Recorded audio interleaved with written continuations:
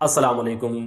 Cellular respiration वो process है जिसमें कोई भी लिविंग सेल ग्लूकोज के मॉलिक्यूल को तोड़कर एनर्जी पैदा करता है। अब इसके 4 स्टेप हैं। पहला स्टेप ग्लाइकोलिसिस, इसको हम डिटेल में डिस्कस कर चुके हैं और आज हमने डिस्कस करना है पायरोविक एसिड ऑक्सीडेशन और क्रेब्स साइकिल को। अब ग्लाइकोलिसिस वो प्रोसेस है जिसमें एक ग्लूकोज के मॉलिक्यूल से 2 पायरोविक एसिड बनते हैं और ये प्रोसेस होता है साइटोसोल में, सेल के साइटोसोल यानी साइटोप्लाज्म में।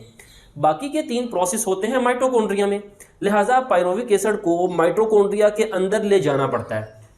लेकिन पायरोविक एसिड एक चार्ज मॉलिक्यूल है तो ये मेम्ब्रेन से डायरेक्टली नहीं गुजरता। ये पायरोविक एसिड नजर आ रहा है तो इसको इस माइटोकॉन्ड्रियल मेम्ब्रेन से गुजारने के लिए ट्रांसपोर्ट प्रोटीन की जरूरत पड़ती है। तो मतलब इस ट्रांसपोर्ट प्रोटीन कैरियर प्रोटीन से गुजर कर ये माइटोकॉन्ड्रिया के अंदर जाता है।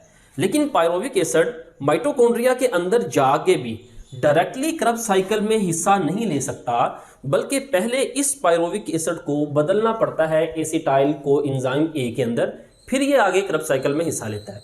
तो वो प्रोसेस जिसमें पायरोविक एसिड को एसिटाइल कोएंजाइम ए में तब्दील किया जाता है उसे हम कहते हैं पायरोविक एसिड ऑक्सीडेशन। इसको लिंक रिएक्शन भी कहते हैं क्योंकि ये लिंक है ग्लाइकोलिसिस और क्रेब्स साइकिल में। मतलब ये लिंक पैदा करता है एरोबिक रेस्पिरेशन का वो स्टेप जो कि साइटोसोल में होता है, मतलब ग्लाइकोलिसिस, और दूसरा स्टेप क्रेब्स साइकिल जो कि माइटोकॉन्ड्रिया में होता है। तो उन दोनों के दरमियान जो लिंक करता है वो पायरोविक एसिड ऑक्सीडेशन वाला स्टेप है, इसी वजह से इसको लिंक रिएक्शन भी कहते हैं। तो पायरोविक एसिड ऑक्सीडेशन के फर्दर 3 स्टेप हैं। पहले स्टेप में क्या होगा, डी कार्बोक्सिलेशन, मतलब ये पायरोविक एसिड अंदर ऐसा चाहेगा और अंदर आके ये प्रोसेस होगा।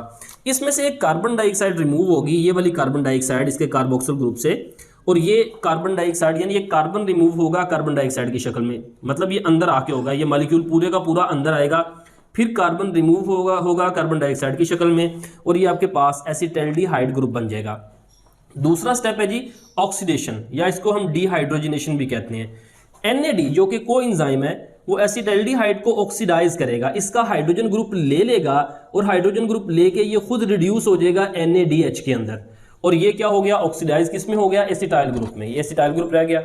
अब इस एसिटाइल ग्रुप के साथ एक कोएंजाइम A अटैच होगा, ये SH सल्फाहाइड्रल ग्रुप है जो कि कोएंजाइम A के साथ अटैच होता है, जो इसकी एक्टिविटी को बढ़ा देता है। तो एसिटाइल ग्रुप के साथ कोएंजाइम A अटैच होगा, ये बन जाएगा एसिटाइल कोएंजाइम A। अब एसिटाइल कोएंजाइम A दरअसल वो मॉलिक्यूल है, देखें पायरोविक एसिड 3 कार्बन वाला मॉलिक्यूल था, एसिटाइल कोएंजाइम A 2 कार्बन वाला मॉलिक्यूल है, तो ये आगे क्रेब्स साइकिल में इंटर होगा। अब हम क्रेब्स साइकिल को देखते हैं। एसिटाइल कोएंजाइम A 2 कार्बन वाला एसिटाइल कोएंजाइम A, 4 कार्बन वाले एक प्रिकर्सर मॉलिक्यूल जो कि पहले ही माइटोकॉन्ड्रियल मैट्रिक्स में मौजूद होगा, क्रेब्स साइकिल में मौजूद होगा, एक ऑक्सैलो एसीटेट, 4 कार्बन वाला ऑक्सैलो एसीटेट, 2 कार्बन वाला एसिटाइल कोएंजाइम A मिलकर 6 कार्बन वाला सिट्रेट मॉलिक्यूल बना देते हैं। इसको हम सिट्रिक एसिड भी कहते हैं। इस रिएक्शन में वाटर मॉलिक्यूल ऐड होता है और coenzyme A as such remove हो जाता है। मतलब कोएंजाइम A का फंक्शन सिर्फ ये है कि एसिटाइल ग्रुप को क्रेब्स साइकिल में इंटर कर दे। ये जैसे आया था वैसे ही रिमूव हो गया, जैसे आया था वैसे ही रिमूव हो गया। अब क्रेब्स साइकिल का जो सबसे इनिशियल प्रोडक्ट है वो सिट्रेट है, सिट्रिक एसिड है, इसी वजह से इसको हम सिट्रिक एसिड साइकिल भी कहते हैं। और ये सिट्रेट के पास दरअसल 3 कार्बोक्सिल एसिड होते हैं, 3 कार्बोक्सिलिक एसिड ग्रुप होते हैं, इसी वजह से इसको ट्राई कार्बोक्सिलिक एसिड भी कहते हैं, ट्राई कार्बोक्सिलिक एसिड साइकिल भी कहते हैं। अब दूसरा स्टेप क्या होगा क्रेब्स साइकिल के, इस सिट्रेट में से एक वाटर का मॉलिक्यूल रिमूव होगा और ये कन्वर्ट हो जाएगा सिस-8 में, ये भी 6 कार्बन वाला मॉलिक्यूल है, और साथ ही फिर इस मॉलिक्यूल में वाटर का मॉलिक्यूल ऐड होगा और ये कन्वर्ट हो जाएगा आइसोसिट्रेट में। मतलब आप कह सकते हैं सिट्रेट और आइसोसिट्रेट दोनों एक दूसरे के आइसोमर हैं, क्योंकि यहाँ वाटर रिमूव हो रहा है तो यहाँ ऐड हो रहा है, दोनों के मॉलिक्यूलर फार्मूला सेम रहेंगे। फिर नेक्स्ट प्रोसेस में क्या होगा, इस आइसोसिट्रेट की ऑक्सीडेटिव डीकार्बोक्सिलेशन होगी, मतलब ऑक्सीडेशन भी होगी और डीकार्बोक्सिलेशन, कार्बन भी रिमूव होगा। ऑक्सीडेशन कैसे होगी, NAD इससे हाइड्रोजन ले लेगा, जब इससे हाइड्रोजन और इलेक्ट्रॉन निकलेगा तो इसकी ऑक्सीडेशन होगी और NAD रिड्यूस हो गया NADH में, और डीकार्बोक्सिलेशन होगी, एक कार्बन रिमूव होगा कार्बन डाइऑक्साइड की शक्ल में, मतलब जो इसमें कार्बोक्सिल ग्रुप है उससे कार्बन रिमूव हो जाएगा कार्बन डाइऑक्साइड की शक्ल में। अब ये 6 कार्बन से रह गया 5 कार्बन वाला अल्फा कीटोग्लूट्रेट बन गया। अल्फा कीटोग्लूट्रेट की दोबारा से ऑक्सीडेटिव डीकार्बोक्सिलेशन होगी, ऑक्सीडेशन होगी, मतलब इसमें से हाइड्रोजन और इलेक्ट्रॉन निकलेगा और वो हाइड्रोजन NAD को रिड्यूस कर देगा NADH में, और एक और कार्बन निकलेगा कार्बन डाइऑक्साइड की शक्ल में, मतलब दूसरे कार्बोक्सिल ग्रुप से कार्बन डाइऑक्साइड रिमूव हो जाएगा, तो ये ऑक्सीडेटिव डीकार्बोक्सिलेशन होगी। इसको हम डीहाइड्रोजनेशन भी कह सकते हैं, क्योंकि यहाँ से हाइड्रोजन रिमूव हो रहा है, यहाँ से भी हाइड्रोजन रिमूव हो रहा है, इसकी भी डीहाइड्रोजनेशन होगी और ये कन्वर्ट हो जाएगा सक्सिनाइल कोएंजाइम ए में। यहाँ पे एक कोएंजाइम भी ऐड होगा, ये सक्सिनाइल कोएंजाइम ए बन गया।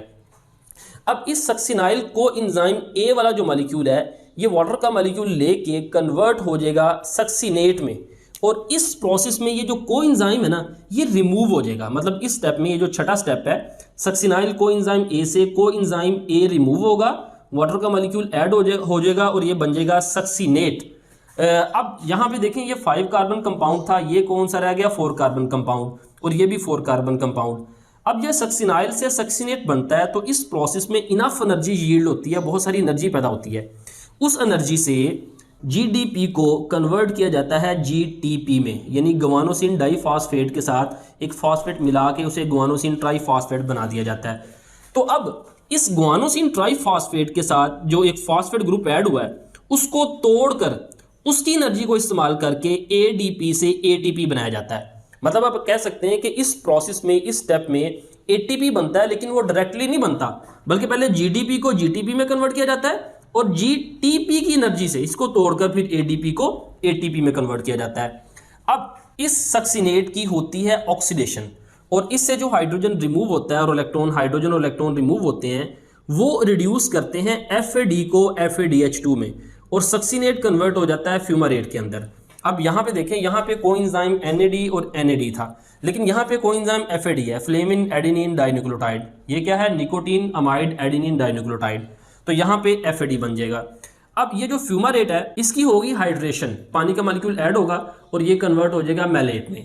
मैलेट की दोबारा से ऑक्सीडेशन होगी, इसमें से हाइड्रोजन और इलेक्ट्रॉन रिमूव होंगे और वो हाइड्रोजन जाके NAD को रिड्यूस कर देंगे NADH में। मतलब इसकी भी डीहाइड्रोजनेशन हुई, मतलब हाइड्रोजन रिमूव हुआ, इसकी ऑक्सीडेशन भी हुई, क्योंकि हाइड्रोजन का रिमूव होना ऑक्सीडेशन कहलाता है। और ये 4 कार्बन वाला मेलेट इस ऑक्सीडेशन के नतीजे में 4 कार्बन वाले ऑक्सैलो एसीटेट में कन्वर्ट हो जाएगा, और ये प्रीकर्सर कंपाउंड है, इसके साथ दोबारा से एसिटाइल कोएंजाइम ए मिलेगा और नेक्स्ट साइकिल जो है वो स्टार्ट हो जाएगा। तो ये क्रब साइकिल हमारे पास कंप्लीट हो गया। अब हम इन दोनों स्टेप्स की आउटपुट देख लेते हैं। पायरोविक एसिड ऑक्सीडेशन के नतीजे में एक NADH बनता है। अब 2 पायरोविक एसिड होते हैं, लिहाजा 2 NADH बनेंगे, जबकि क्रब साइकिल के नतीजे में 1, 2, 3 NADH बनते हैं, एक FADH बनता है और एक ATP बनता है।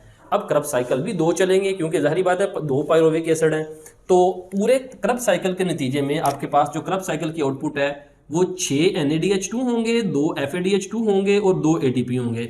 और पायरोविक एसिड के ऑक्सीडेशन जो सी है, 2 पायरोविक एसिड्स की ऑक्सीडेशन के नतीजे में 2 NADH2 बनेंगे। तो ये था आज का लेक्चर, उम्मीद है आपको समझ आई होगी। अब नेक्स्ट लेक्चर में हम डिस्कस करेंगे रेस्पिरेटरी चेन को।